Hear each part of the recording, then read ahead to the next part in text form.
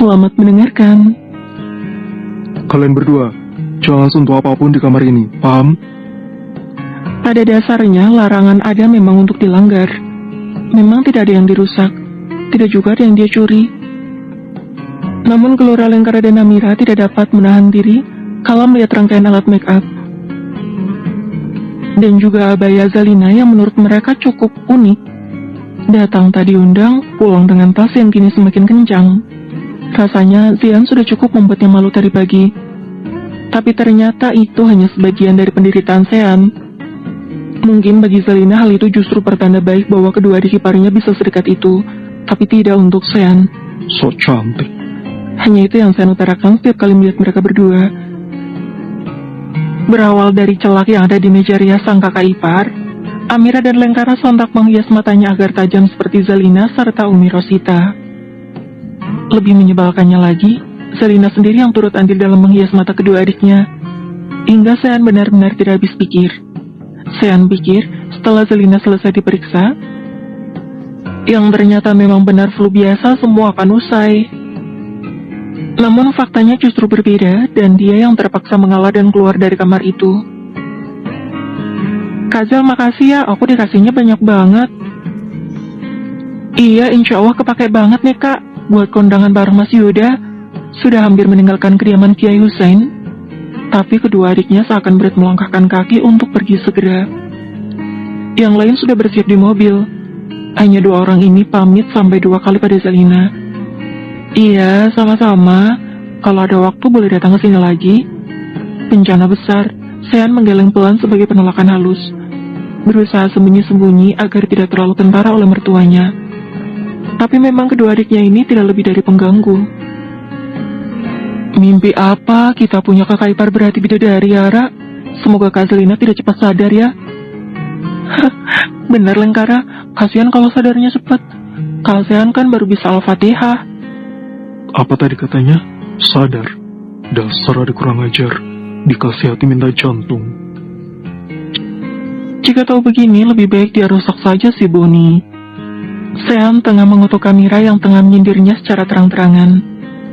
Sean hanya tersenyum dengan matanya yang kini segaris, sebelum kemudian memeluk Amira, hingga kesulitan bernapas sebagai salam perpisahan. Sementara Lengkara yang sadar akan bahaya memilih menolak pelukan Sean, dan segera berlari ke mobil segera. Dah, see you. Kalau pulang bawa kabar baik Kak Sean. Huze sudah bisa jalan, agak melelahkan. Ucap Amira setelah berhasil melepaskan diri dari dekapan kematian sang kakak. Kamu juga. Kalau aku pulang, sudah banyak pasangan. Balas Sean yang sama-sama menjadi beban. Sean kini kembali sendiri kala keluarganya berlalu pergi. Lambaian tangan yang sejenak membuatnya merasa sejauh itu, terutama pada Zia dan ketiga keponakannya. Secepat itu suasana terganti. Setelah sempat ramai sejak semalam, kini tergantikan dengan suasana tenang. Dan Sean sedikit merasa kehilangan. Adik kamu benar-benar lucu ya mas. Keluarga kamu harmonis sekali. Satu kalimat yang selalu Zalina ungkapkan sejak semalam. Ia memang mengagumi keharmonisan keluarga sang suami. Biasanya sulit sekali menjalin kedekatan dan bisa berlaku adil seperti itu. Manis di mata Zalina, tapi tidak bagi para pecundang yang hatinya teramat sempit, seperti Abrizam dan Ayunda, yang sejak tadi menatap dari kejauhan. Sejak kedatangan Mikael beserta anak dan cucunya, Abrizam memang sudah sedikit malas. Adik iparmu kaya ternyata mas. Kenapa dia selalu beruntung ya? Maksud kamu? Tanya Abrizam yang kini naik pitam lantaran Ayunda seolah mengecilkan dirinya dibandingkan Sean. Aku bicara fakta. Zalina beruntung sekali. Dulu Irham, ustadz muda yang juga kaya datang melamarnya. Sekarang Sean. Memang secara agama mungkin dia kurang, tapi wajah dan kekayaannya jauh di atas Irham. Sambil menatap nanar Sean dan Zalina yang masih berada di teras Kiai Hussein berucap demikian. Abrizam yang sejak awal memang sudah membencinya sontak semakin gusar. Kamu memuji berandalan itu? Tidak, aku hanya bahagia kehidupan adikmu bahagia. Punya suami kaya, tampan, aduh apalagi kurangnya. Ucapnya kemudian berlalu masuk dan hal itu jelas membakar dada Abrizam dengan amarah yang luar biasa tak tertahankan. Iri adalah penyakit hati paling parah dan sukar obatnya. Entah apa yang salah dengan diri Abrizam hingga sifat itu semakin menjadi. Menjelang asar, dia menghampiri Sean yang baru saja kembali dari mengantar abinya menuju kediaman Kiai Hasan. Ada apa, Mas? Apa maksudmu meminta keluargamu datang beramai-ramai seperti orang tidak tahu malu ke rumah Abi? Ingin memperlihatkan seberapa kaya kalian? Kalian ingin mencuri hati Abi dengan cara pamer semacam itu? Pamer? Sean tersenyum tipis kalau mendengar ucapan Abrizam. Pamer, yang benar saja. Bahkan jika Sean bisa simpulkan kedatangan mereka kemarin adalah penampilan paling sederhana. Tidak ada tas bermerek yang dia bawa, pakaian pun termasuk yang biasa saja, hanya karena mobil 2. Itu pun mobil keluarga yang memang biasanya digunakan untuk masyarakat kelas atas. Akan tetapi di mata Sean itu sudah sangat biasa. Ya, pamer harta. Asal Mas tahu, Papa tidak pernah pamer pada siapapun. Jika Mas menganggap kedatangan keluargaku kemarin pamer harta, aku hanya mengucapkan alhamdulillah. Berarti tanpa perlu keluar-keluar keluargaku terlihat kaya di mata Mas. Semakin hari gejolak batin antara keduanya kian memanas. Pasca kedatangan keluarga besar Sean, kebencian Abrizam semakin menjadi. Berawal dari dia yang tidak menerima kehadiran Sean dengan alasan agama, kebencian itu semakin bertambah usai Ayunda sang istri yang justru menunjukkan kekagumannya pada Sean setiap mereka bicara. Asal Mas tahu, Papa tidak pernah pamer pada siapapun.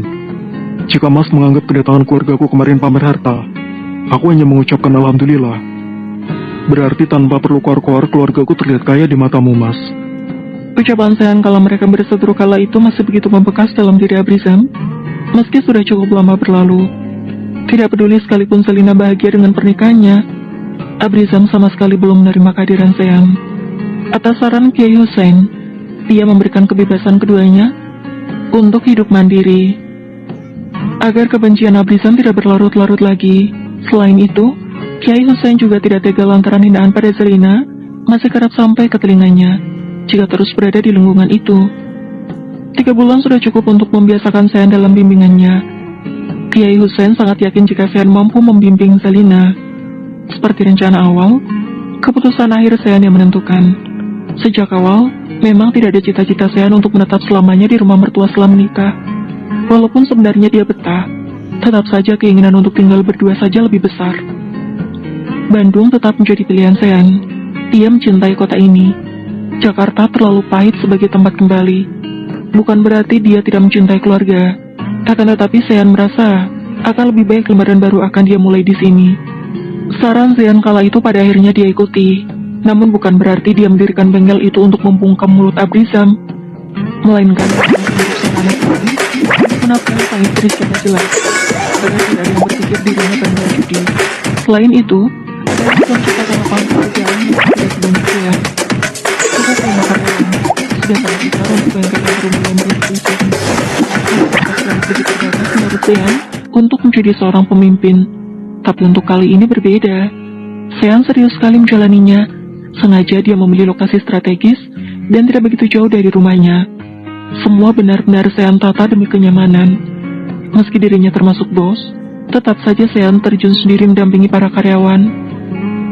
Bos, istrinya datang. Suara itu sejenak menghentikan aktivitas Sean.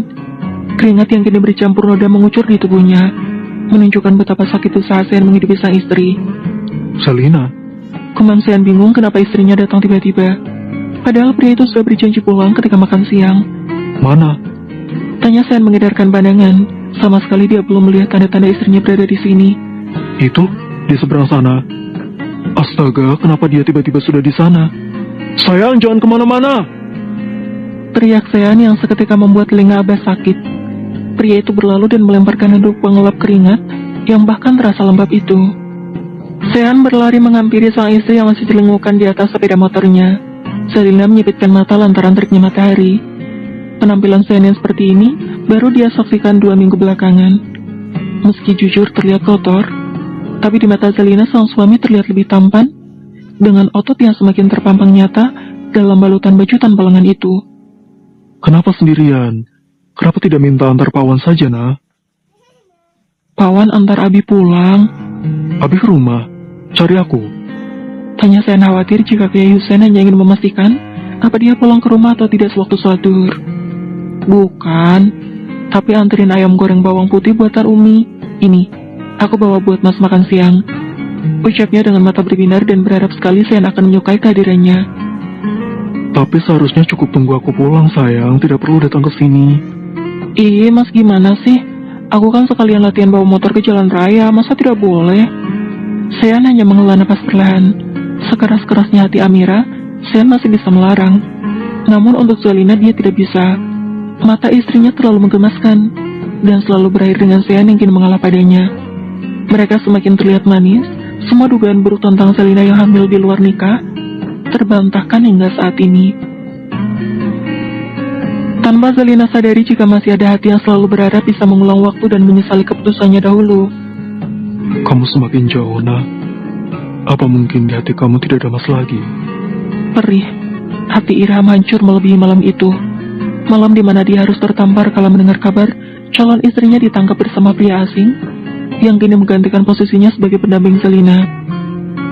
Andai dia bisa lebih sabar, setidaknya mendengarkan ucapan Zalina kala itu, mungkin Irham tidak akan terjebak dalam penyesalan sedalam ini.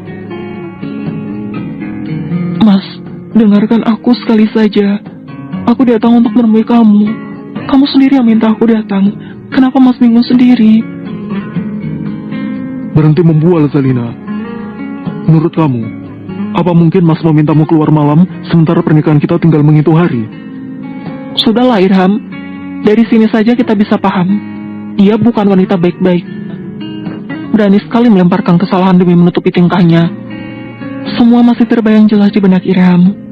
Dia juga bingung apa yang terjadi sebenarnya. Beberapa bulan lalu dia sangat percaya pada ibunya, hingga ikut membenci Zalina semudah itu. Terlebih lagi pengakuan orang-orang yang menangkap Zalina dan Sean semakin membuat Irham terpengaruh dalam curang fitnah yang berakhir menyiksa batin Irham sendiri. Maaf, seharusnya Mas percaya padamu waktu itu. Andai Mas bersikap tegas, mungkin kamu tidak akan terpaksa menerimanya. Tunggu aku, nak. Aku hanya butuh waktu untuk meyakinkanmu dan ibu agar kita bisa kembali. Tutur Irham seraya mengepalkan tangan menatap interaksi Zalina bersama pria yang begitu beruntung saat ini. Bersambung.